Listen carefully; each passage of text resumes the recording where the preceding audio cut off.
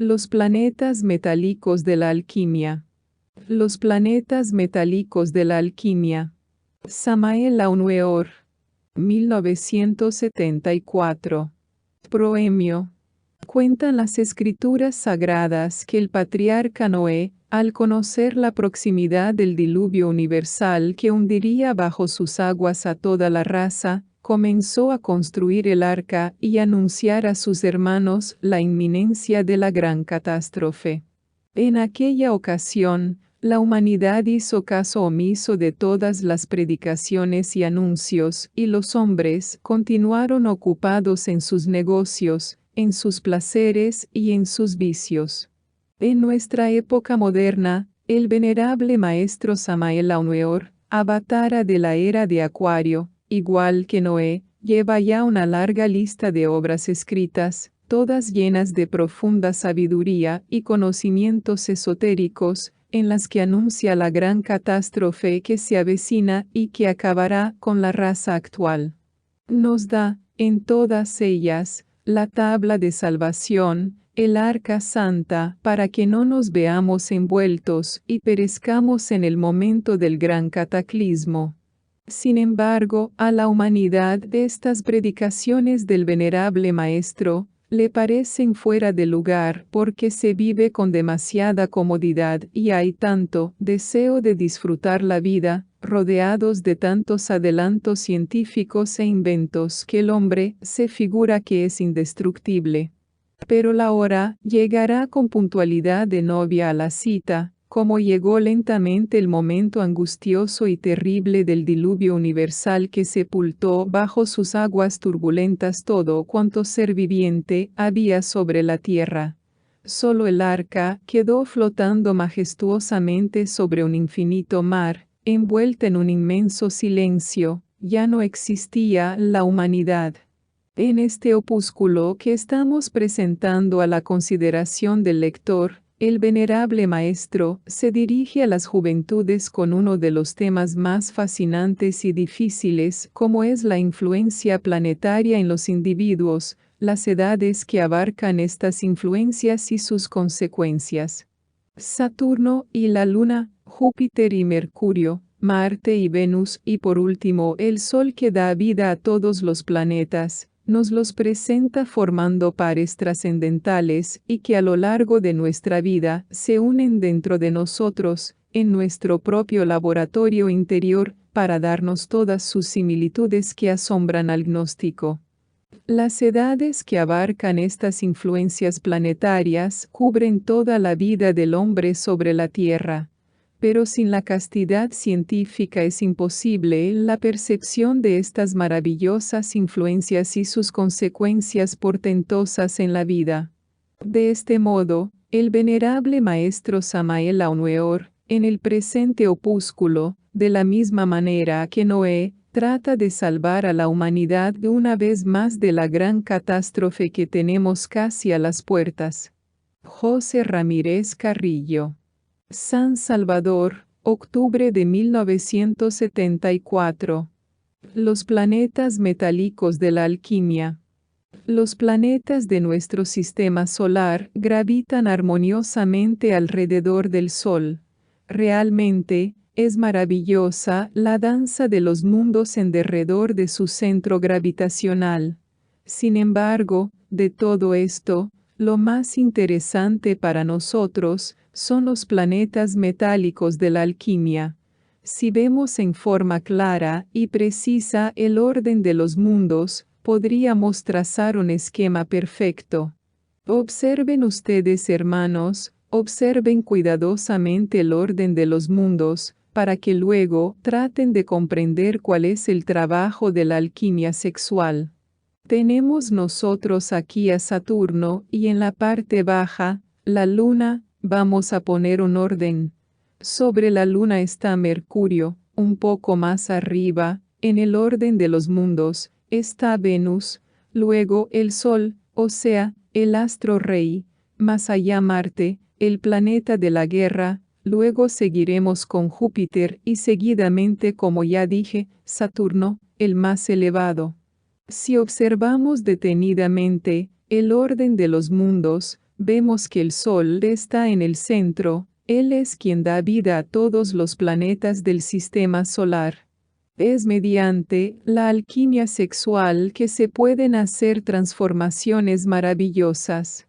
Ante todo, es bueno saber que estos planetas tienen su exponente en nuestro propio sistema seminal y dentro de nuestro propio organismo, aquí y ahora. Saturno, el anciano de los cielos, mediante la alquimia sexual, se convierte dentro de nosotros mismos en la luna. ¿Por qué? Porque los dos extremos exactamente se corresponden mutuamente. Júpiter, mediante la alquimia sexual, se transforma en el Mercurio de la filosofía secreta.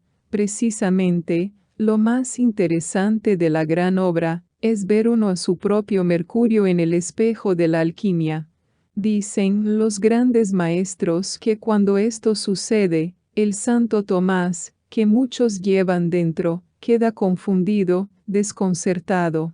De manera que Júpiter transformándose en el Mercurio, es algo extraordinario, el cuerpo astral surge entonces espléndido, lo cual significa un cambio magnífico en nuestra psiquis. Marte se debe convertir en Venus. Ese Marte belicoso y terrible que todos cargamos en nuestras propias profundidades, ese Marte guerrero y peleador, debe transformarse en la Venus del amor.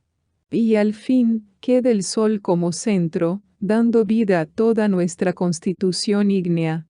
Estos planetas metálicos, pues, están en nuestro caos metálicos también, es decir, en el sistema seminal, en el Enseminis.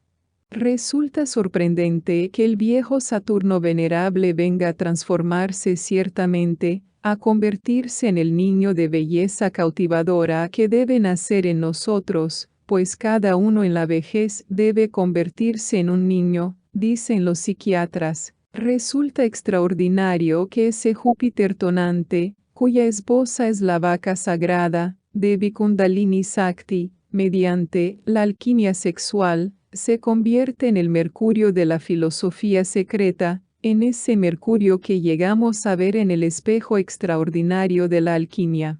Decían los grandes maestros de la alquimia: bendito Dios que ha creado a Mercurio, porque sin este último la gran obra no sería posible para los alquimistas. Pero nos deja realmente asombrado el Mercurio. Él deviene de las transmutaciones, de las transformaciones, dijéramos, de la esperma sagrada, el resultado de la magia sexual. Él es como el vapor que se levanta del pozo, es como la nube que surge del caos metálico. Ese Mercurio, sin embargo, posee una inteligencia de tipo subliminal, inefable. Es así como puede verdaderamente transformarse el plomo de la personalidad en el oro magnífico del espíritu. También puede asomarse a través de nuestro rostro, para verse en el espejo mirífico de la alquimia. Y si pensamos en Marte, el guerrero, el señor del hierro, si pensamos en esas fuerzas belicosas que cargamos en nuestro interior, en esas fuerzas duras y terribles, no podemos menos que asombrarnos al ver cómo mediante la alquimia sexual viene a nacer en nosotros el Señor del amor. Eso nos invita a la reflexión, que el viejo venerable de los siglos se convierta en el niño, afecto que se mueve dentro de los templos de la fraternidad universal blanca. Eso es lo asombroso, que el Júpiter tonante, ese tercer logos inefable, ese archihierofante y archimago de que nos hablara don Mario Rosso de Luna, el insigne escritor español, se transforme en el Mercurio de la filosofía secreta, en el dios de la elocuencia, en esa forma lúcida de un Cagliostro y en la portentosa de un Saint-Germain, o sencillamente, en esa apoteosis de nuestra psiquis durante el éxtasis magnífico. Verdaderamente, no puede menos que llevarnos al asombro. A mí que me ha tocado ver a mi propio Mercurio reflejado en el espejo de la alquimia, Doy testimonio de lo que he visto y digo que es grandioso. Si dijéramos únicamente que el mercurio resulta de las transformaciones de la esperma en energía y que mediante ese agente logramos convertir el plomo en oro, pues no diríamos tampoco la última palabra, quedaría la explicación incompleta, porque ese mercurio no es solamente un agente puramente metálico capaz de realizar transmutaciones, no, hay algo más en ese mercurio, es el dios de la elocuencia, es el genio vivo que resplandece en el cuerpo astral del Arhat gnóstico, es el mismo Logos, el mismo tercer Logos, convertido y transformado, mediante el sexo, en el Hijo del Hombre. No es, pues, una sustancia meramente en bruto o meramente metálica, no es únicamente esa materia venerable de la cual nos hablara Sendivogius, Raimundo Lulio, Nicolás Flamel, Paracelso, el Trevisano, etc., es algo más. Es Júpiter tonante convertido en genio manifiesto, Júpiter tonante convertido en el planeta metálico de Mercurio. Hablando metálicamente dijéramos que es el status convertido en el Mercurio viviente filosofal, que Marte belicoso se convierte en esa criatura hermosa y perfecta que ambula por los templos, en esos seres del amor, en esos hermanos mayores de la humanidad. Asombra sobremanera, mis caros hermanos, cómo la alquimia sexual produce en nosotros las permutaciones de los planetas metálicos, la transformación de los metales de uno en otro, los cambios radicales que originan una nueva criatura trascendente y trascendental. ¿Cómo sería o de qué otra manera podrían realizarse esas permutaciones metálicas dentro de nosotros mismos? Obviamente, sin el fuego sagrado de la alquimia, sin el Sahaja Maituna, resultaría absolutamente imposible realizar cambios de esta índole. Como ustedes van viendo, lo que buscamos nosotros es convertirnos en algo diferente, en algo distinto, que las diversas sustancias químicas se combinen dentro del organismo para originar los diversos funcionalismos biomecánicos o con acento fisiológicos, si existen tantos fenómenos catalíticos y metabólicos, si el azúcar puede transformarse en alcohol. Indudablemente también existen las diversas permutaciones alquímicas, las cuales, a través de incesantes combinaciones, vienen a convertirnos realmente en dioses inefables terriblemente divinos. Claramente, el Sahaja Maituna, la magia sexual, es el fundamento vivo de la gran obra. El ser humano ingresa en el claustro materno como un simple germen para desarrollarse y desenvolverse. Después de 9 meses, tal germen viene a la existencia, ya más desarrollado, pero no completamente desarrollado. Manifiestamente, durante los primeros 7 años de la infancia pasamos por la influencia lunar, gozamos entonces de la dicha del hogar, a menos que un karma violento nos dañe realmente estos primeros años de la vida. Pero el germen no está completamente desarrollado. El hecho de haber nacido un germen y de haber vuelto a la existencia, un poco más desarrollado, no significa que haya terminado su desarrollo. Durante esos primeros 7 años de la existencia se manifiesta en nuestro organismo, en los varones, la primera zona testicular que produce ciertas células que le permiten existir, y en cuanto a las niñas, sus ovarios les dan ciertas células, ciertos principios que las sostienen vitalmente. Más tarde, aquel germen, continuando con su proceso de desarrollo, entra en la influencia de Mercurio. Entonces el niño va a la escuela, estudia, juega, ya no puede estar a todas horas encerrado dentro de la casa. Mercurio lo mueve, lo agita, lo inquieta. La segunda capa testicular produce en el varón determinadas células que vienen a especificar y a definir completamente su sexo. Pasada tal época, Entramos en la influencia de Venus. Por su desarrollo, de los 14 a los 21 años, pasamos bajo la influencia de Venus.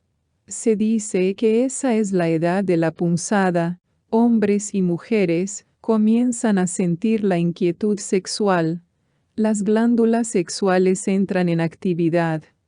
La tercera capa testicular en el varón viene a producir zoospermos, mas estos todavía no están lo suficientemente maduros porque tampoco aquel que va de los 14 a los 21 años ha terminado aún su proceso de desarrollo. El germen no ha concluido sus procesos de desarrollo. Grave es, por consiguiente, que aquel germen que no ha cumplido todavía con sus procesos naturales de desarrollo, entre en el terreno del comercio sexual. Indiscutiblemente, no es recomendable el coito para tales gérmenes que no han concluido con su desarrollo. No es correcto que aquel que pasa por su segunda infancia o de adolescente, copule. Es obvio que el coito para esos gérmenes que no han terminado su desarrollo, es decir, para los niños y para los adolescentes, trae indiscutiblemente en forma irrefutable perjuicios muy graves para su salud y para su mente. Esos perjuicios, si bien no se sienten en principio, durante la juventud, vienen a sentirse en la vejez. Así vemos que hoy es normal que cualquier hombre comience a perder su virilidad entre los 40 y los 50 años. ¿Por qué? Por los abusos de la adolescencia y hasta en la segunda niñez. Ya dijimos que la primera niñez va desde el nacimiento hasta los 7 años y hay una segunda niñez que va desde los 7 hasta los 14 años. Desgraciadamente, hoy en día, causa dolor decirlo, muchos niños de 12 y 13 años ya están copulando y aquellos que no están copulando, cometen el crimen de masturbarse ya que con la masturbación eliminan sus hormonas, degeneran sus cerebros, atrofian su glándula pineal y se convierten en candidatos seguros para el manicomio. Bien es sabido que después del coito, el falus continúa con cierto movimiento peristáltico conducente a recoger energías vitales del útero femenino para tratar de reponer sus principios genésicos eliminados, pero cuando hay masturbación, entonces sucede que, con tal movimiento peristáltico fálico, en vez de asimilarse energías vitales femeninas, principios útiles para la existencia, se absorbe aire frío, el cual pasa directamente al cerebro y el resultado es la idiotez, la degeneración mental o la locura. El vicio de la masturbación está también desgraciadamente muy popularizado entre el sexo femenino. Obviamente, con tal vicio, mujeres que podrían haber sido geniales o buenas esposas, se han degenerado prematuramente, se han envejecido rápidamente, han perdido su potencial sexual, se han convertido en verdaderas víctimas de la vida. Así pues, es bueno comprender todos estos aspectos del sexo, es bueno saber lo que es el sexo. Que los adolescentes cohabiten es absurdo porque ellos tan solo son gérmenes que no han terminado su desarrollo. El desarrollo en sí mismo y por sí mismo viene a concluir a la edad de los 21 años. Entonces es cuando realmente comienza la mayoría de edad, la edad responsable como se ha dicho. De los 21 a los 42 años tenemos que conquistar nuestro puesto a la luz del sol. De los 21 a los 42 años queda completamente definida en la vida nuestra vocación y lo que hemos de ser. Desgraciadamente aquellos que ya han alcanzado la mayoría de edad, por lo común, no han tenido una orientación específica sexual. Sin haber concluido su desarrollo como gérmenes que un día entraron en el claustro materno, despilfarraron su capital hormonal, gastaron su potencial viril y al llegar a los 21 años descubren que se encuentran con una fuerza mental muy débil. Obviamente, tal fuerza es irradiada por la glándula pineal. Pero cuando esa glándula ha sido debilitada por el abuso sexual, porque, entre paréntesis, la glándula pineal y las glándulas sexuales están íntimamente unidas, entonces el resultado es que nos encontramos en una posición desventajosa para conquistar nuestro puesto a la luz del sol, y como consecuencia o corolario, a no irradiar con potencia nuestras ondas psíquicas, debido a la debilidad de la pineal, situada en la parte superior del cerebro. Fracasamos profesionalmente, o sencillamente, se nos vuelve dificultosa la lucha por el pan de cada día. Nuestros negocios fracasan y aquellas personas con quien debemos ponernos en contacto comercial, no sienten nuestro impulso, cancelan sus negocios y difícilmente conseguimos entonces el pan de cada día. Si el germen se desarrollara sin intervenciones de ninguna especie, si el germen se desenvolviera sin interferencias de ningún tipo, si no existieran abusos sexuales, al llegar a la edad de los 21 años, poseeríamos una potencia energética extraordinaria y conquistaríamos nuestro puestecito a la luz del sol con gran éxito. Es bueno saber que aquí en México tenemos 56 millones de habitantes, somos 56 millones de personas que luchamos por existir, hay 12 millones de analfabetas y 19 millones de personas que están padeciendo hambre y miseria. Se podría protestar contra el gobierno o contra los gobiernos y nada resolveríamos con tales protestas, pues en realidad de verdad, nosotros no debemos culpar a otros de nuestra mala situación, solo nosotros somos responsables de la mala situación económica.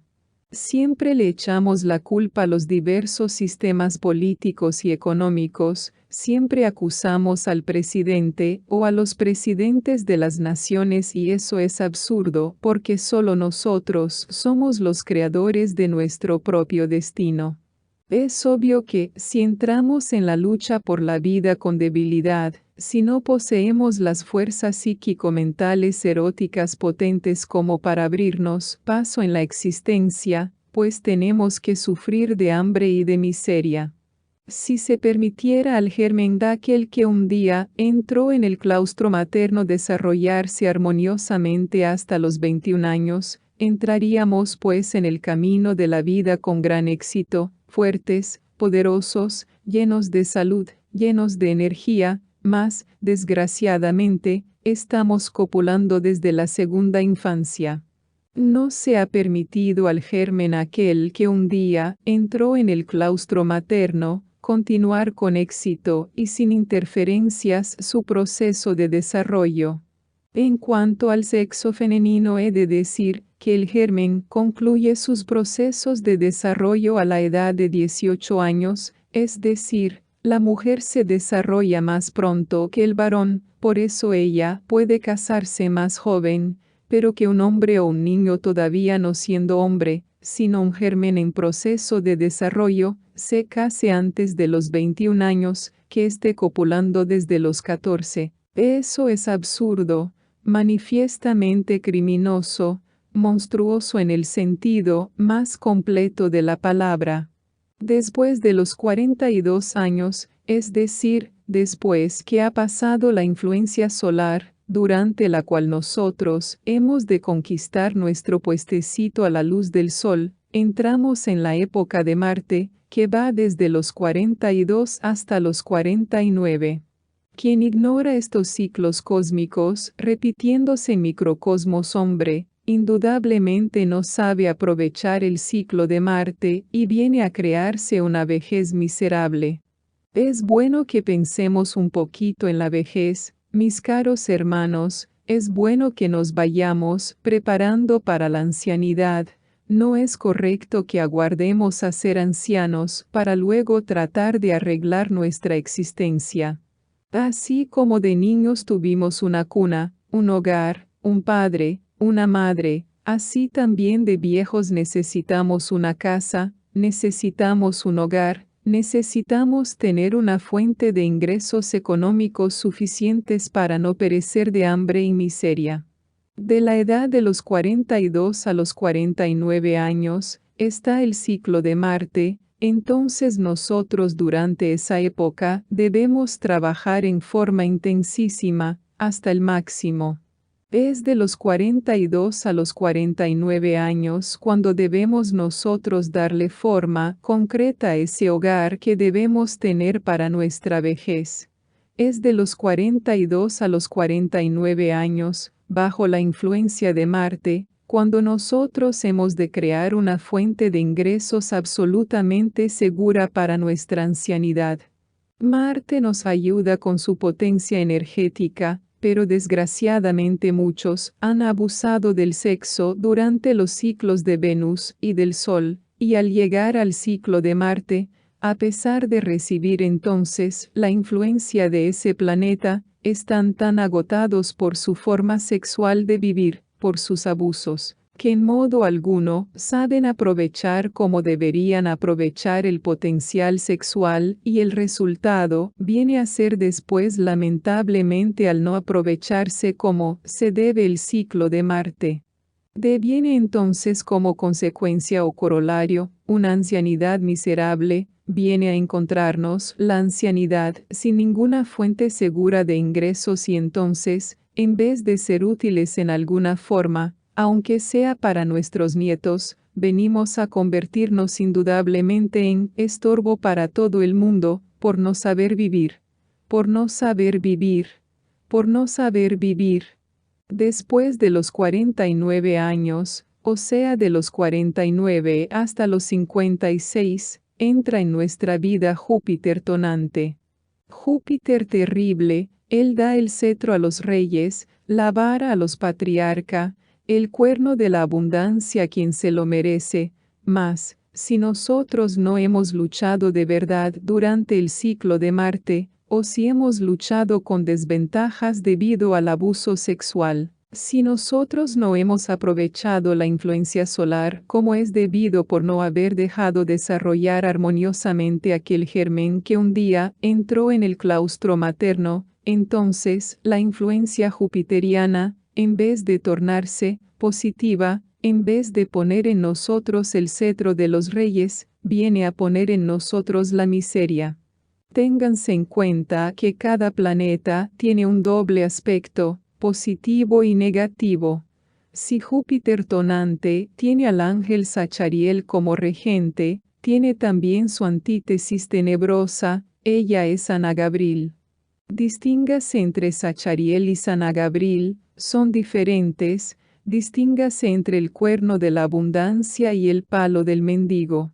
Obviamente, quien ha gastado su potencial sexual, quien ha gastado sus valores vitales, su capital cósmico, recoge los resultados. Miseria, pobreza, humillación en el ciclo Júpiter.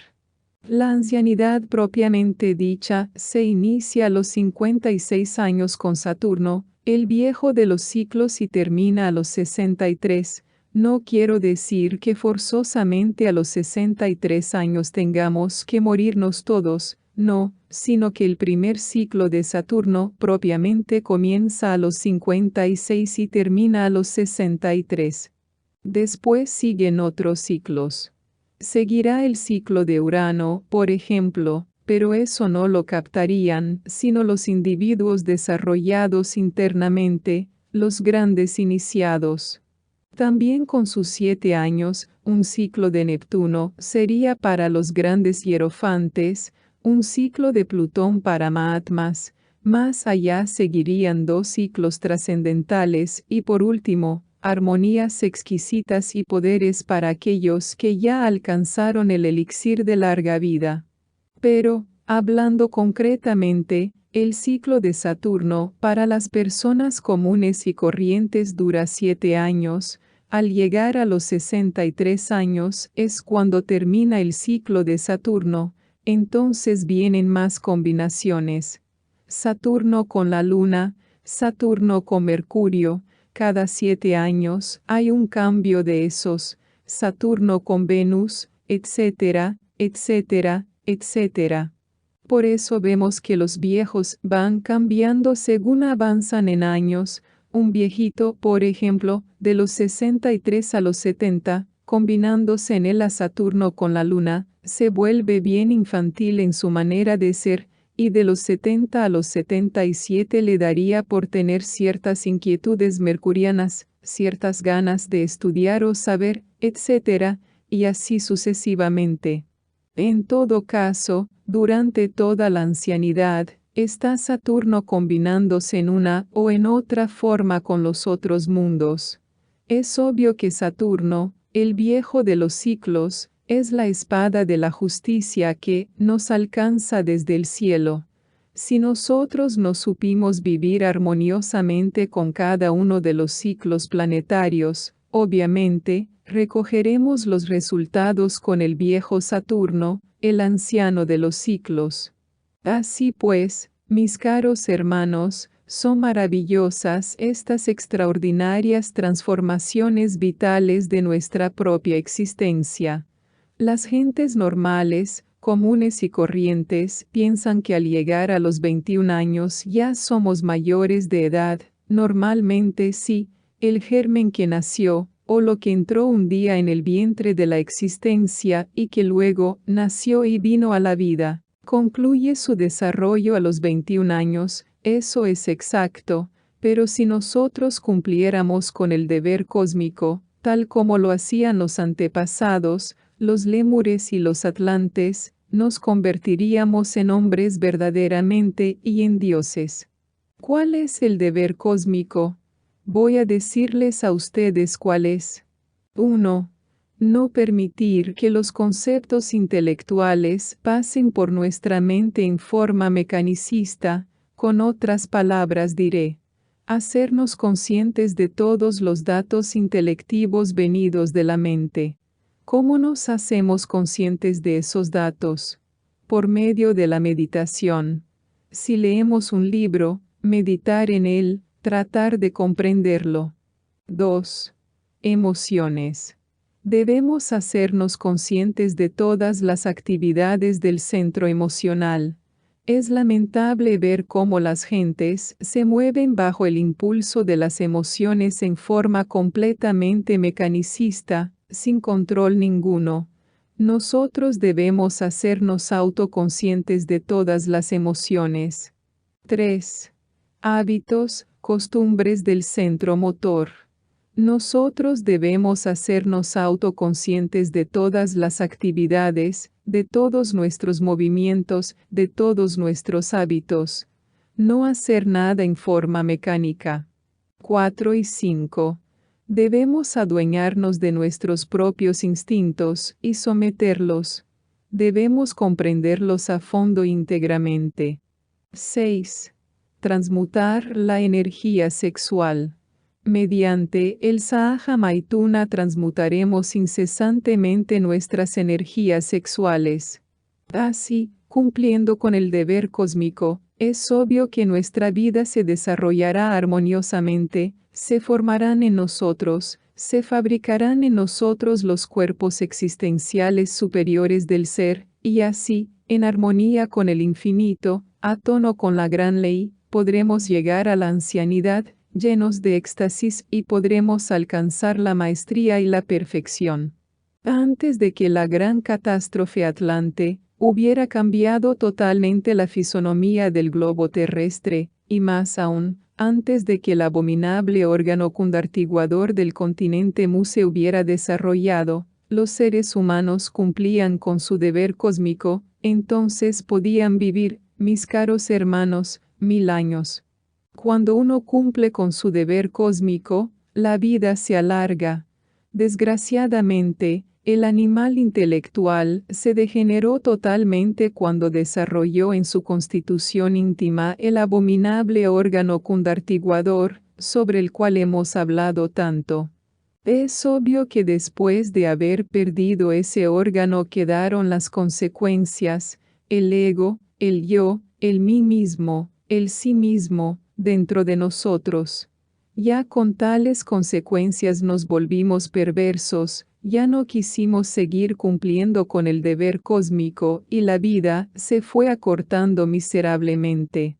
En otros tiempos, cuando la humanidad no se había degenerado, cuando todavía cumplía con el deber cósmico, es claro que la existencia se hacía larga. Cualquier ser humano podía hasta alcanzar el promedio de 1000 años de vida y el resultado es que los cuerpos existenciales del ser se formaban en cada criatura y fue por aquella época cuando surgieron sobre la faz de la tierra muchos hombres solares, muchos dioses, muchos hombres divinos.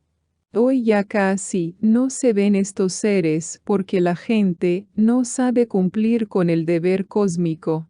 Es pues necesario vivir a tono con el infinito, cumplir con nuestro deber cósmico, hacernos conscientes de nosotros mismos, no gastar nuestras energías sexuales, enseñarles a nuestros hijos a transmutar el esperma en energía, advertirles que es una desgracia, que es una monstruosidad cohabitar antes de los 21 años, hacerles saber a los adolescentes que no han terminado todavía su proceso, de que todavía son gérmenes en proceso de desarrollo y que es monstruoso que un germen esté cohabitando. Los gérmenes son y deben desarrollarse. Así pues, mis caros hermanos, reflexionen en todo esto. Utilicen la alquimia en sí mismos para que puedan realizar esas transmutaciones de los planetas metálicos dentro de cada uno. Es mediante la alquimia, es mediante el deber cósmico cumplido como podemos nosotros transformar al viejo Saturno en la luna divina, en el niño. Es mediante esa alquimia sexual, como ya dije, que podemos nosotros convertir al Júpiter tonante en el Mercurio de la filosofía secreta, es mediante la alquimia, que el Marte belicoso puede transformarse en una criatura de amor y así nacer verdaderamente como Adeptus. Lo importante es, repito, que el germen se desarrolle armoniosamente y que continúe después con los procesos de ultradesarrollo hasta lograr la autorrealización íntima del ser. Esto es todo, mis caros hermanos. El poder está en la cruz. Samael Aun Weor. La cruz para los gnósticos no es, en modo alguno, un símbolo convencional, sino la representación de una ley invariable, la cual cubre toda la gama, todos los hechos de la naturaleza, sin excepción alguna. El que conozca los fundamentos de la química, sabe que la reacción de los elementos solamente se sucede al cruzarlos unos con otros. Por ejemplo, la fórmula química del agua H2-0 es sencillamente el cruzamiento de dos moléculas de hidrógeno y una de oxígeno, de tal suerte que el agua, precioso fluido indispensable a la vida orgánica, es el resultado de la cruz. El poder para producir agua está en la cruz del hidrógeno y el oxígeno. La armonía en la marcha de un sistema de mundos depende del punto magnético crucial, donde las dos fuerzas centrífugas y centrípetas se hallan equilibradas. De tal suerte que el poder que sostiene los mundos está en la cruz magnética de los espacios. Una célula masculina llamada zoospermo se cruza con una célula femenina llamada óvulo y de esta cruz resulta el ente humano.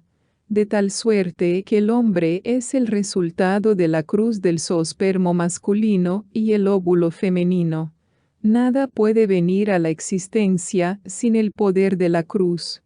Un sincero e ideal apretón de manos cruza y armoniza el afecto mutuo de dos personas.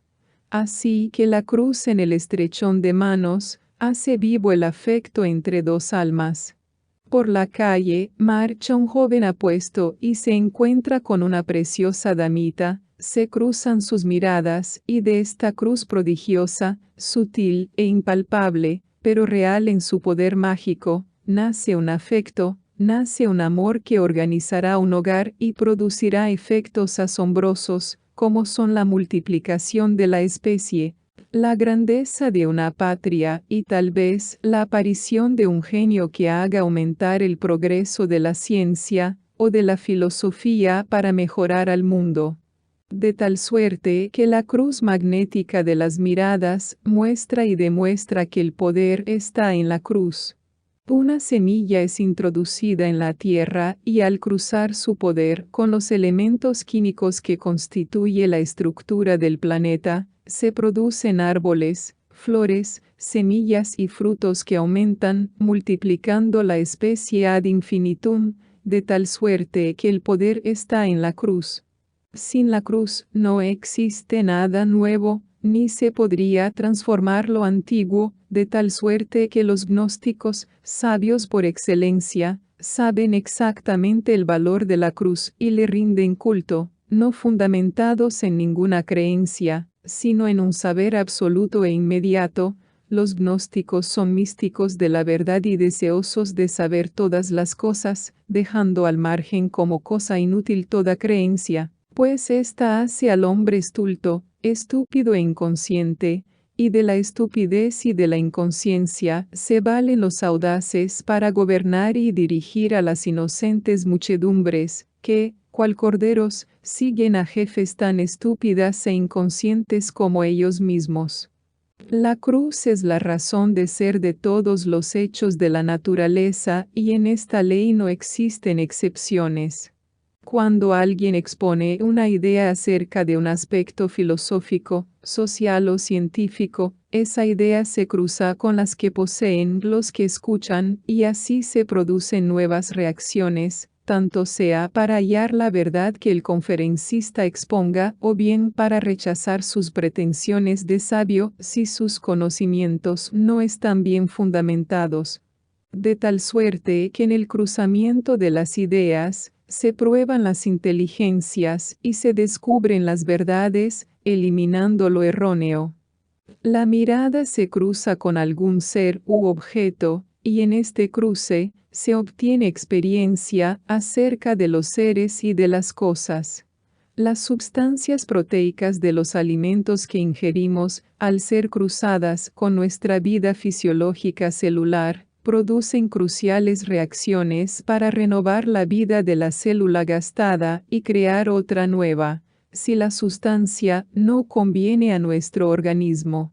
La cruz bioquímica de la sustancia, con las secreciones de los órganos internos específicos, producen reacción para ser eliminadas oportunamente del organismo. La cruz encierra el misterio de todos los poderes imaginables, ya sean estos físicos, intelectuales o morales. No hay ninguna persona filosófica, científica y racionalmente que pueda hallar algún hecho que no dependa del poder de la cruz. Así, una vez más, podemos afirmar enfáticamente que el poder está en la cruz y que la cruz natural y científica de los gnósticos nada tiene que ver con creencias, ni con instrumentos de tortura de ninguna naturaleza. La cruz de los gnósticos es el poder del universo constituyendo átomos, moléculas, células, órganos, organismos, mundos y sistemas de mundos. Como en el aspecto intelectual, es la cruz de las ideas la que produce nuevos estados de conciencia. En el aspecto moral y sensitivo es la cruz el poder que causa todas las sensaciones maravillosas que ennoblecen y dignifican el alma. Al cruzarse las melodías musicales con la capacidad auditiva del ser psicofísico de los que escuchan, se produce una bella eclosión en la sensibilidad del alma, y así la armonía interior resulta de esa preciosa cruz de los sonidos, al cruzarse la vista con una belleza natural, como una flor o una bella mujer, aparecen en el alma sentimientos de divina inspiración, que hacen descubrir a la conciencia los íntimos resortes de la perfección que se encuentran en la armonía de las formas. Al cruzarse el pensar con el sentir, el ser humano se encuentra no solamente en perfecta armonía, sino con suficiente capacidad para acometer con éxito la labor en la cual está empeñado. Hay que aprender a pensar como el filósofo y a sentir como el artista, pues reuniendo en preciosa amalgama crucial del elevado pensamiento del filósofo, la sensibilidad divina del artista, surge el encantamiento mágico del alma del verdadero superhombre.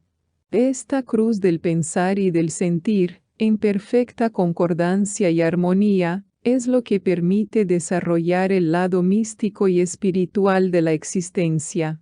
Bendita y divina cruz, en tu preciosa estructura se hallan ocultos todos los misterios de la naturaleza y de la vida. Samael Aunueor. El hombre y la mujer. Por Víctor Hugo. El hombre es la más elevada de todas las criaturas. La mujer es el más sublime de todos los ideales. Dios hizo para el hombre un trono, para la mujer un altar. El trono exalta, el altar santifica. El hombre es el cerebro, la mujer es el corazón. El cerebro fabrica luz, el corazón produce amor. La luz fecunda, el amor resucita. El hombre es genio, la mujer es ángel. El genio es inmensurable, el ángel es indefinible. La aspiración del hombre es la suprema gloria. La inspiración de la mujer es la virtud extrema. La gloria hace todo lo grande, la virtud todo lo divino. El hombre tiene la supremacía, la mujer la preferencia. La supremacía significa la fuerza, y la preferencia representa el derecho. El hombre es fuerte por la razón, la mujer es invencible por las lágrimas. La razón convence, las lágrimas conmueven. El hombre es capaz de todos los heroísmos, la mujer de todos los martirios. El heroísmo ennoblece, el martirio sublimiza. El hombre es un código, la mujer un evangelio. El código corrige, el evangelio perfecciona. El hombre es un templo, la mujer un sagrario. Ante el templo nos descubrimos, ante el sagrario nos arrodillamos. Control de la concepción. Y no. Control de la natalidad. No mancillemos la virtud de la mujer, pues ella es corona de su marido. Errar es de humanos, permanecer en el error es de necios. El entendido aplica su inteligencia para hallar el bien.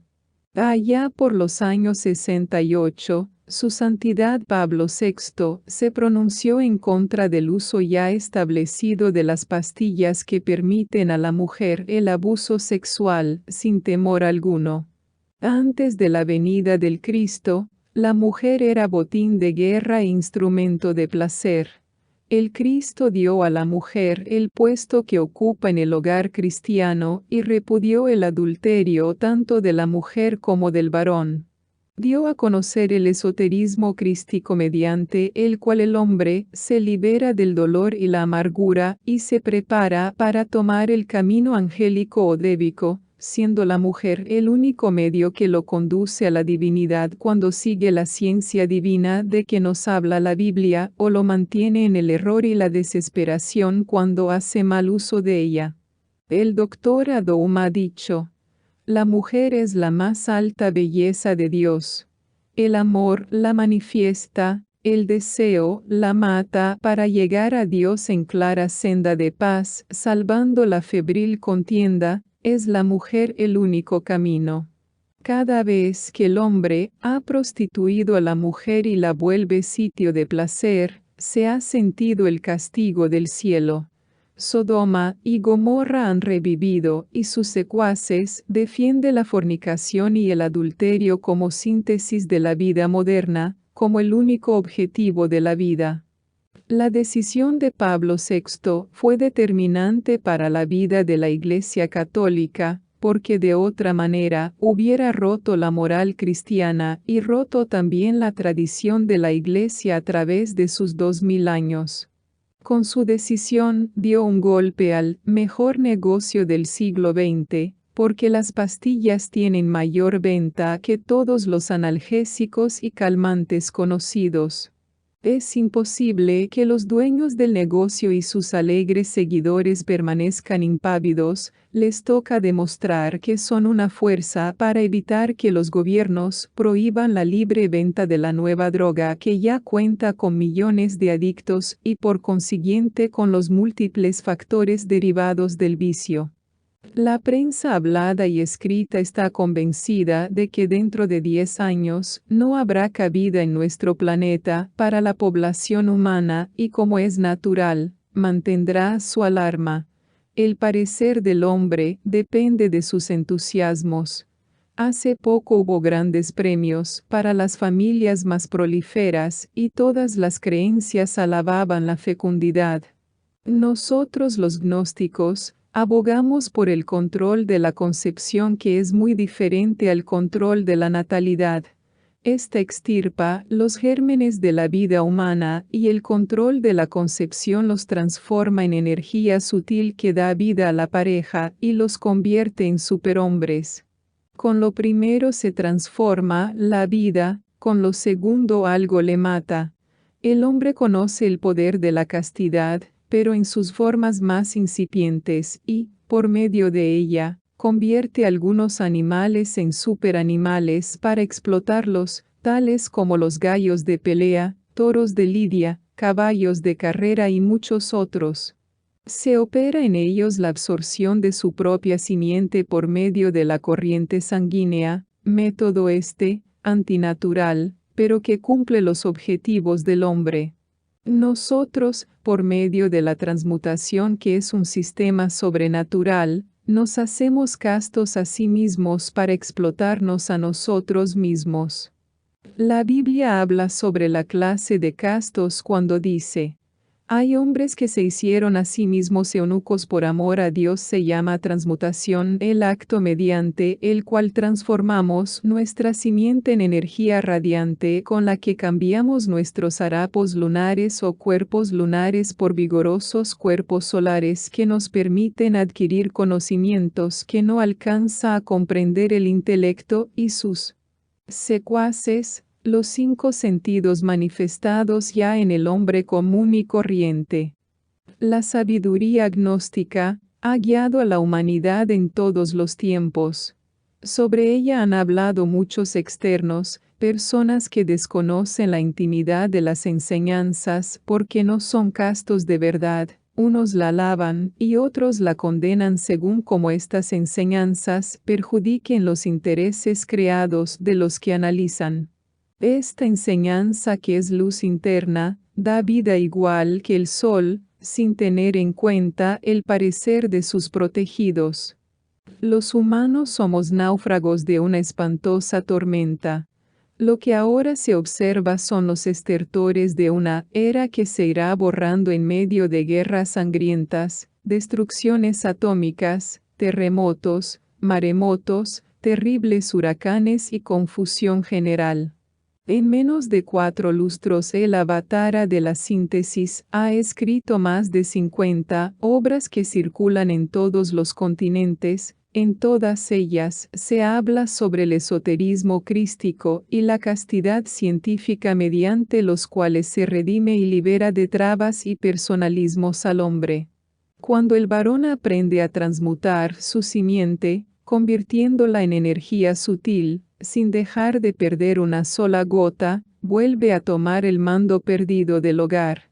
El hecho de perder la mujer, en forma natural, un óvulo mensualmente, la pone en desventaja ante el varón casto que no pierde en absoluto su simiente. Cuando la mujer convierte también su simiente en luz y fuego, desaparece la sentencia bíblica de parirás los hijos con dolor. Cuando se logra un engendro, ese hijo nace sin dolor alguno si ambos practican la transmutación alquímica. Esto es algo que desconoce la medicina oficial y la religión contemporánea, pero no por ello deja de ser una tremenda realidad para todos aquellos que ya pusieron en práctica esta gran sabiduría. Cuando la esposa está gestando, el varón se separa corporalmente de ella, lo cual permite a la mujer un hijo de mejor calidad moral, que no se amamanta de lascivia ni de estados emocionales bajos. El varón puede hacer estas maravillas porque se convierte en un ser superior, lleno de valor y de saber. San Pablo dijo: «Huid de la fornicación. Cualquier otro pecado que el hombre hiciese fuera del cuerpo es, mas el que fornica contra su propio cuerpo peca». Corintios 6,18. La desorientación sobre lo que significa el no fornicar es completa. La definición que da el diccionario de la Real Academia de la Lengua es totalmente errónea porque le da el mismo significado de adulterio. Para saber qué cosa es la fornicación, lea el lector la Biblia, el capítulo 15 de Levítico, dedicado al tremendo vicio de la fornicación. Antigua versión de Casidoro de Reina. 1569, revisada por Cipriano de Valera, 1602. El hombre ha convertido en vicio el acto más santo mediante el cual él es un Dios creador. La Biblia comienza en el Génesis, hablando del sexo. Y mandó Jehová Dios al hombre diciendo: de todo árbol del huerto comerás, mas del árbol de la ciencia del bien y del mal, no comerás de él, porque el día que de él comieres, morirás. Versículo 16 y 17, capítulo 2, Génesis. Y termina en el Apocalipsis, hablando también de sexo. Mas tengo unas pocas cosas contra ti, porque permites a aquella mujer, Jezabel, que se dice profetiza, enseñar a mis siervos a fornicar y a comer cosas ofrecidas a los ídolos. Y le he dado tiempo para que se arrepienta de su fornicación, y no se ha arrepentido. He aquí, yo la echo en cama, ya a los que adulteren con ella, en muy grande tribulación, si no se arrepienten de sus obras. Y mataré a sus hijos con muerte, y todas las iglesias sabrán que yo soy el que escudriño los riñones y los corazones, y daré a cada uno de vosotros según sus obras. Versículo 23.30 capítulo 2, Apocalipsis. La falsa interpretación del texto bíblico hizo que los devotos de todas las creencias desconozcan lo que es fornicar y lo que implica comer del árbol de la vida. Se han escrito toneladas de libros hablando de moral y el mundo es cada día más inmoral. La persona humana se volvió falsa, rencorosa y fornicaria, sin saber los delitos que comete ante la divinidad. El que miente peca contra el Padre que es la verdad, el que odia peca contra el Hijo que es el amor, y el que fornica peca contra el Espíritu Santo que es fuente de vida. El Padre nos da la gracia de la sabiduría. El Hijo nos da la gracia del amor, y el Espíritu Santo nos da el poder de fuego, cuando vivimos según la ciencia. Los 4 evangelios son totalmente fálicos, pero están escritos en claves porque los tiempos no estaban preparados para que el hombre conociera estas verdades. El desconocimiento de la ciencia divina hizo que el hombre despreciara su propia simiente. Él paga para que le recojan todas las simientes de la cual se sirve para vivir, como el trigo, el café, el maíz, y paga también para que le boten la propia que es divina y lo más precioso que produce el hombre. Para el casto que sabe transformar su simiente en fuente de vida, el acontecimiento de la concepción tiene lugar en un acto natural. En hogares dignamente formados, al transmutar su simiente por medio de la magia amorosa, se escapa un espermatozoide fuerte y vigoroso, el cual logra engendrar un nuevo ser, sin emitir los millones que el fornicario gasta en la displicencia del placer y con el beneplácito de todas las creencias y visto bueno de la ciencia de los hombres. A los hombres les decimos: Si un espermatozoide tiene el poder de formar un cuerpo tan complicado como lo es el del ser humano, ¿qué no haremos con millones que nos reservamos para darnos vida y sabiduría a nosotros mismos? Descálzate, que la tierra que pisas es santa, le dijo el Señor Jehová a Moisés, cuando el acontecimiento de la zarza de Horeb, aquella ardía y no se consumía. Igual repetimos a las gentes que tratan de conocer esta ciencia de la castidad, sin purificación alguna. Hay que defender a la juventud desorientada, que hace ferias y bacanales para botar su simiente, sin recato alguno. Es urgente que las gentes conozcan la castidad científica. Para ello se requiere el apoyo de los gobiernos, la medicina oficial y los sacerdotes de todas las religiones. Entonces se habrá hecho más por la humanidad que en los 10.000 años de la presente civilización. Con el uso de las pastillas, se autoriza públicamente la fornicación en masas para que se pierda la síntesis del hombre y cada día se rebaje más la calidad moral del ser humano. Estamos dispuestos a dialogar con la ciencia y la religión sobre nuestra posición en el mundo. No queremos secuaces ni seguidores, sino imitadores de nuestro ejemplo para que se liberen. El hombre común y corriente ama lo natural, nosotros amamos lo sobrenatural. El hombre común y corriente quiere dinero, nosotros queremos sabiduría. Todos pueden beber de la sabiduría divina para que desaten entuertos y rompan cadenas. Entramos a una nueva era y con ella se van formando los paladines de un pueblo santo que se opondrá a la maldad del mundo. Julio Medina Vizcaíno. 12 de agosto de 1969. Fundamentos de la alquimia sexual. El ser humano. Ya hemos afirmado y repetimos que el hombre espiritual es un trío de cuerpo, alma y espíritu, lo confirman las Sagradas Escrituras. Tesalonicenses 5-23. Ese trío es la condensación de las 7 modificaciones de la energía universal, causa causorum de todo cuanto existe. El hombre es de naturaleza divina y humana, espíritu y materia, es el libro de los 7 sellos del Apocalipsis de San Juan. El cuerpo físico por su densidad, sirve de vehículo al alma, para su evolución en el mundo de la materia. El alma no es el espíritu, ni el espíritu es el alma. El alma está constituida por los valores conscientivos obtenidos en cada encarnación. El espíritu es la chispa divinal, desprendida del seno del absoluto en aquel amanecer de la vida. La iniciación. Iniciar es comenzar algo, un trabajo, una práctica, etc. La iniciación es una paciente labor. Es la consagración al culto de las fuerzas crísticas. Quien se inicia a tales misterios, aprende a interpretar correctamente los símbolos cristianos mencionados por las Sagradas Escrituras.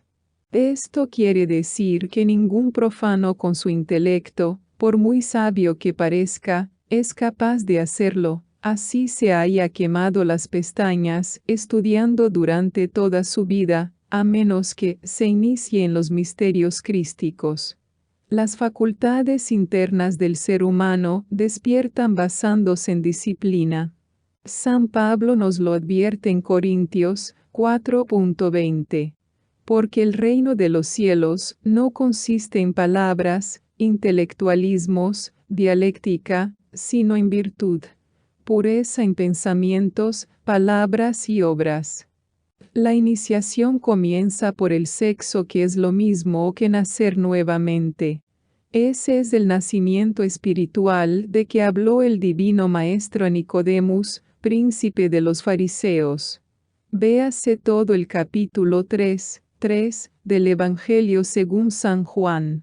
Advierte además el evangelista que lo que es nacido de la carne, materia, carne es, lo que es nacido del Espíritu, fuego, agua, Espíritu es. Capítulo 3-6 San Juan. Nacer espiritualmente no significa creer en Dios, ni aceptar a Jesús como único Salvador, ni simplemente arrepentirse y bautizarse en su nombre y se está salvo. Nacer espiritualmente es algo muy duro y difícil, es la labor de la transformación de lo grosero en sutil, de la materia en energía, conforme las divinas medidas trazadas por el gran arquitecto universal. Se trata pues de la renunciación del acto bestial, que debe ser reemplazada por un acto natural y divino, del cual debe emanar el Hijo del Hombre, quedando vencida la bestia interna. Esa labor es propia de valientes, y no de cobardes y débiles. Para estos basta sus elucubraciones mentales y sus placeres sin frenos, el abismo les aguarda. El reino de los cielos se toma por asalto, y los valientes que lo toman son los iniciados. Desde los días de Juan Bautista hasta ahora, al reino de los cielos se hace fuerza, y los valientes lo arrebatan. Mateo 11.12. Reglas para el despertar de la conciencia. Son precisamente las virtudes los requisitos esenciales para el despertar de la conciencia. Ella despierta a base de purificación, santificación, vocalización y meditación. Purificación. Es el proceso de limpieza de la materia, carne, por el fuego sagrado del Espíritu. Ese proceso es básico, fundamental y trascendental por cuanto es el único que transforma lo grosero en sutil. Se trata de hechos y no palabras, vamos al grano. Se necesita un falo y útero, o como decía el maestro Paracelso, un mortero y una retorta. Como materia prima, disponemos del DNS seminis y como factores indispensables, una comprensión amplia, una voluntad firme y una fe viva. Este trabajo se rige por un sistema denominado alquimia sexual y descansa sobre bases firmes conocidas como divinas medidas. Veámosla. Fundamentos de la alquimia sexual. 1. Amar a Dios sobre todas las cosas. 2. No jurar su santo nombre en vano. 3. Santificar las fiestas. 4. Honrar padre y madre. 5. No matar. 6. No fornicar. 7. No hurtar. 8. No levantar falsos testimonios ni mentir. 9. No adulterar. 10. No codiciar los bienes ajenos. Tratemos a la luz de la GNOSIS de definir hasta donde sean posibles tales fundamentos. Amar a Dios sobre todas las cosas. San Marco 12-30. Sin lugar a dudas, este es el mandato más complejo y más difícil de definir. Para amar a Dios, necesario es comprenderle y saber dónde está. Es absurdo amar lo que no comprendemos ni sabemos dónde encontrarle. Dios está en todas partes por esencia, presencia y potencia, ha dicho un iniciado. Dios está en las alturas, dicen los evangelios cristianos. Alturas equivalen a cielos. Es infantil pensar que las alturas están en el espacio infinito. Reflexionemos un poco acerca del planeta en que vivimos. Este planeta es una esfera que siempre está girando en el espacio sin límites.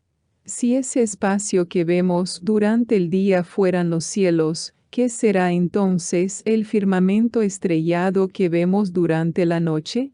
Dios está dentro de nosotros mismos. Así lo dice el sentido común y lo confirman las sagradas escrituras. Deuteronomio 6-15, San Lucas 17-21. Entonces, ¿cómo se debe amar a Dios? Con hechos y no con palabras. Dios es amor. Juan 4-16 y amor es ley. pero amor consciente. Dios es espíritu, y los espíritus que le adoran en espíritu y en verdad es necesario que le adoren. Juan 4-24. Dios es fuego consumidor. Hebreos 12-29. Dios es luz. Juan 1.5. Dios es sabiduría. Dios es fuerza, ha dicho el cabalista. El amor es una causa profunda, inefable e indefinible. Conocemos sus atributos y vemos sus efectos, pero desconocemos la causa. Se manifiesta por la simpatía y la fuerza de atracción. Es el sentimiento más puro que se traduce en hechos y no buenas razones. Es el impulso que infunde vida, felicidad y armonía. Es la misma fuerza creadora en acción. El amor está latente en todo lo creado, visible como invisible, orgánico como inorgánico. Su contraparte es el odio, fuerza destructora y cruel. Mas, las cosas sobre las que debemos amarle, ¿cuáles son? Todo el universo manifestado, desde el diminuto átomo, hasta las formas más densas, como son las moles planetarias que surcan el firmamento estrellado. Sintetizando, amar a Dios sobre todas las cosas significa sentir y descubrir en nosotros ese principio creador, Buddhata o esencia divina, apreciarle e intensificarle, inclinarnos a él en adoración y respeto, hacerle vibrar rítmicamente, verle en todo y en todos. Se debe comenzar por amar en nosotros mismos ese principio vital y después le veremos en los demás. Aquí vemos la necesidad del gran arcano para terminar con las bajas pasiones. No jurar su santo nombre en vano. Jurar es tomar a Dios como testigo de algo que prometemos cumplir.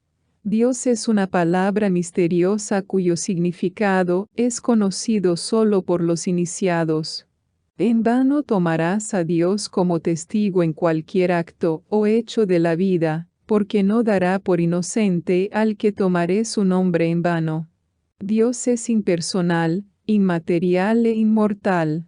¿Y por qué una miserable criatura como lo es el ser humano, pretende jugar con su santo nombre? Mas yo os digo, no juréis en ninguna manera, ni por el cielo, porque es el trono de Dios, ni por la tierra, porque es el estardo de sus pies, ni por Jerusalén, porque es la ciudad del gran rey, ni por tu cabeza jurarás, porque no puedes hacer un cabello blanco o negro, mas será vuestro hablar.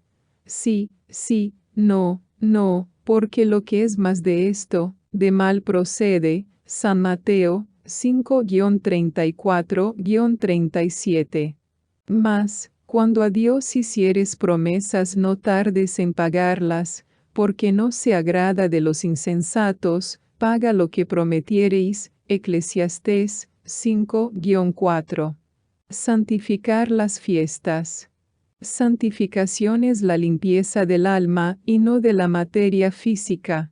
Fiesta es alegría íntima, satisfacción, gozo del corazón.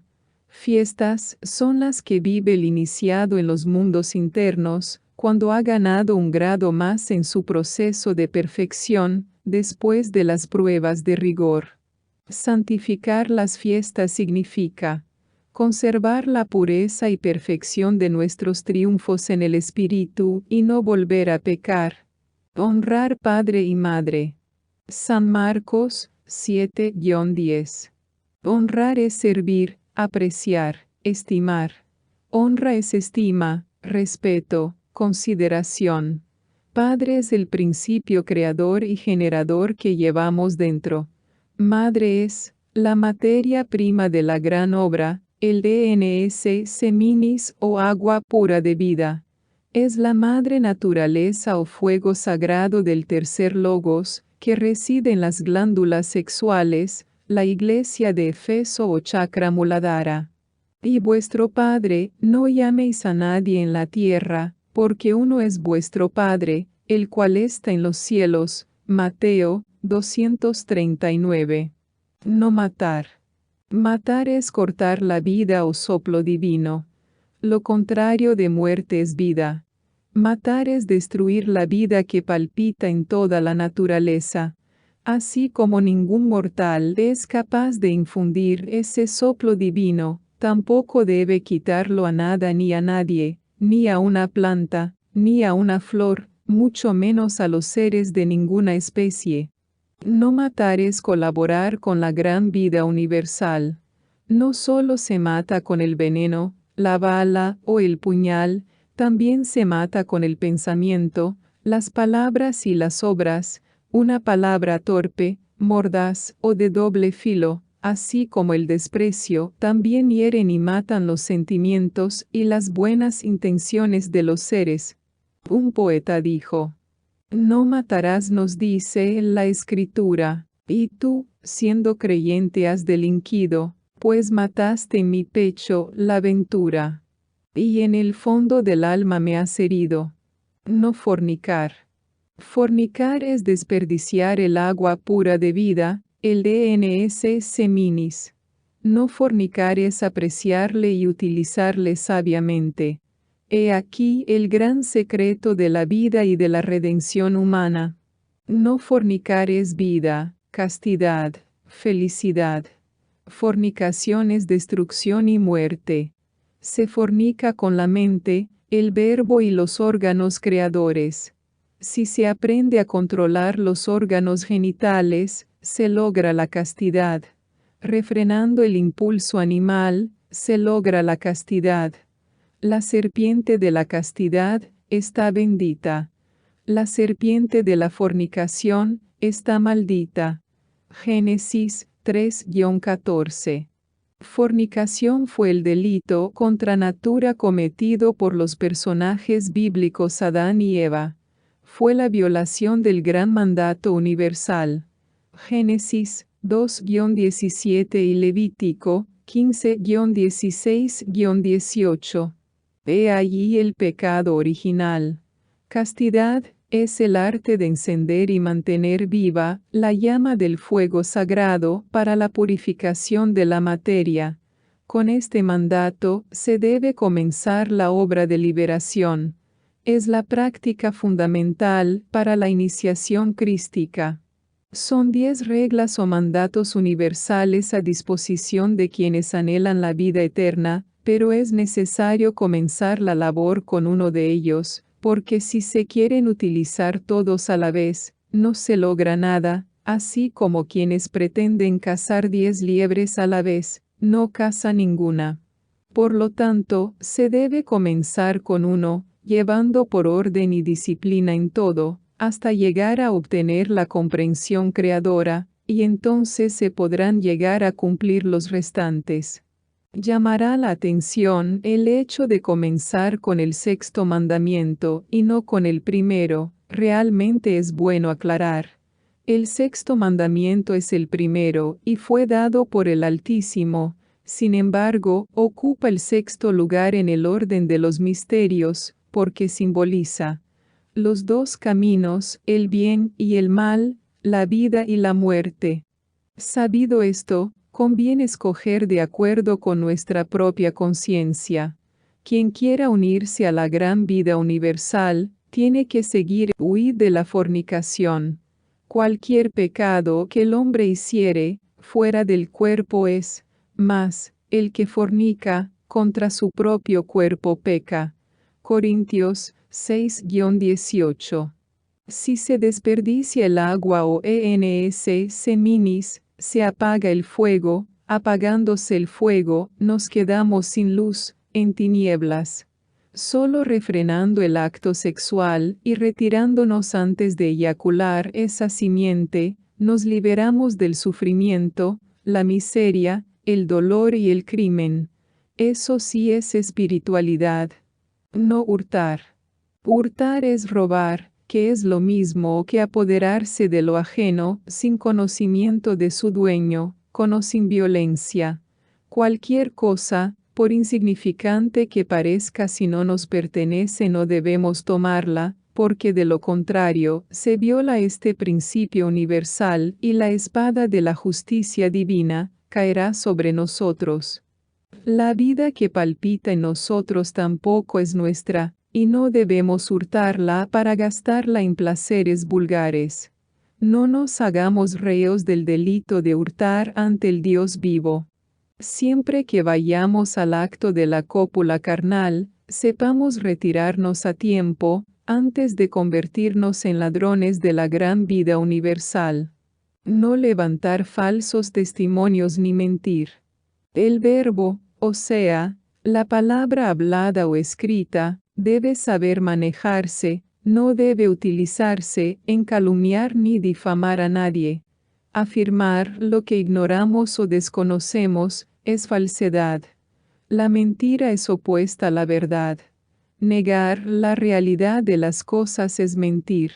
El engaño, la traición, la hipocresía y el fraude es la misma mentira disfrazada con apariencia de verdad y justificaciones de la falta de sinceridad y valor. Cuando sabemos, conocemos y comprendemos la realidad y exactitud de las cosas, debemos sostener y defender la verdad contra todo lo que se nos venga encima. Galileo afirmó y sostuvo que era la Tierra la que se movía alrededor del Sol y no el Sol alrededor de la Tierra, aun contra el parecer de los sabios de su época. La mentira es el medio más fácil para evadir la responsabilidad. La mentira es la misma disculpa que llevamos a flor de labio. Por lo general la mentira siempre persigue fines deshonestos o ilícitos. El que niega la verdad y desprecia la justicia, ama la mentira y se vuelve un cobarde. No adulterar. Adulterar es restarle pureza a las cosas, a la palabra hablada o escrita, a los valores y a las personas. Los valores espirituales han sido adulterados por los falsos apóstoles santurrones. Las cosas se adulteran cuando pierden su integridad u originalidad. Las personas adulteran a través de sus genitales, mezclando su energía con otra diferente. San Marcos, 10 de noviembre del 12. La palabra hablada o escrita se adultera cuando se deforma o se tergiversa su contenido o significado, así como su interpretación literal o superficial. La doctrina secreta del Cristo ha sido adulterada por los traficantes de glorias, bajo pretexto de modernizarlas y acomodarlas según sus elucubraciones mentales y cuestiones de estómago. Las sagradas escrituras han sido adulteradas por exegetas y teólogos, evadiendo así la responsabilidad de ser ellos los primeros en someterse a las leyes universales, antes que aconsejar a los demás a cumplirlas. Debieran dar el ejemplo de ser hijos y ministros de Dios, despejándose de la ostentación y las riquezas acumuladas. Eso es cristianismo puro, eso es amor a Dios. Debemos comprender claramente lo que significa adulterio y lo que significa fornicación. Se comete adulterio cuando cualquiera de los dos cónyuges entran a persona extraña. En esta forma violamos el 9º mandamiento. Se comete fornicación cuando desperdiciamos nuestra simiente, ya sea con nuestro cónyuge o con persona ajena. Así violamos el 6º mandamiento. No codiciar los bienes ajenos. Codicia es apetito desordenado de adquirir riquezas y bienes, es ansia de acumulación, deseo sin freno, ambición desmedida de poseer lo que otros poseen. Se codician las cosas, las riquezas, posiciones, poderes, etc. Se codicia la mujer ajena, sobre todo cuando es bella y virtuosa. Se codicia el marido, elegante, bondadoso y responsable, sobre todo cuando es de buena posición, etc. La codicia es capaz de todo, no mide consecuencias ni se sacia fácilmente. Hasta aquí la ley universal, consecuencia de las debilidades humanas. A ella se refirió el gran Maestro Jesús, cuando dijo: No penséis que he venido para abrogar la ley o los profetas. No he venido para abrogar, destruir, abolir, sino a cumplir. San Mateo 5-17. Quien sea capaz de cumplirla, vivirá hasta entonces bajo la gracia, el amor universal, y podrá, igual que San Pablo, pronunciar aquella frase trascendental: ¿Dónde está, oh muerte, tu aguijón? ¿Dónde, oh sepulcro, tu victoria? Ya que el aguijón de la muerte es el pecado y la potencia del pecado, la ley, Corintios 15-55-56. Santificación. Santificación es la limpieza del alma. Hay que saber despojarse de las bajas pasiones. Las bajas pasiones son los vicios, los defectos, los deseos, fanatismos, ambiciones, etc. Es una necesidad para el discípulo transformar también los pensamientos, palabras, sentimientos y emociones en virtudes, para la depuración y limpieza del alma. Esto se logra a base de mucha voluntad, tenacidad, fe y amor, comenzando por elaborar una lista de todos, en orden correlativa. Désele a cada uno 2 meses por lo menos para despojarse de él, y así sucesivamente, hasta terminar con todos. Porque nadie podrá comer de las cosas sagradas mientras no fuere limpio. Levítico 24-4. Alquimia sexual. Arcano AZF. Este es el punto donde se apoya el edificio del templo de Dios.